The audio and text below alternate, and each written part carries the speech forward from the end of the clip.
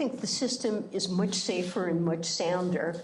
As I mentioned, we're doing a lot more to try to look for financial stability risks that may not be immediately apparent, but to look in corners of the financial system that are not subject to regulation outside those areas in order to try to detect threats to financial stability that may be emerging. So would I say there will never, ever be another financial crisis?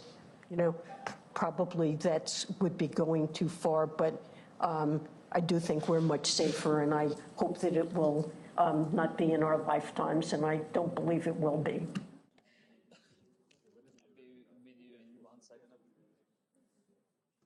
I don't think it would be a good thing.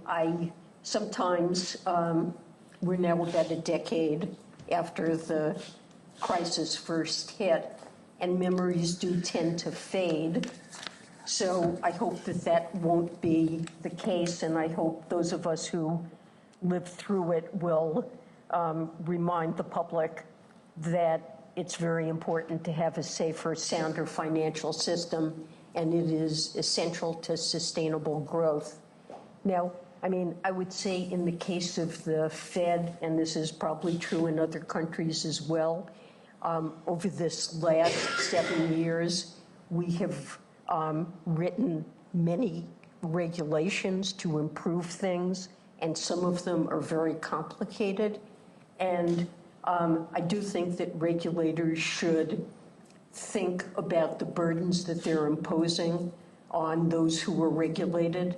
And we hear consistently in the United States that especially for smaller banks, for community banks, now they're not subject to the same regulation that systemic firms are. But in general, that looking for ways to reduce regulatory burden, but without in any way compromising stress testing, capital liquidity requirements that have done a lot to make the system safer.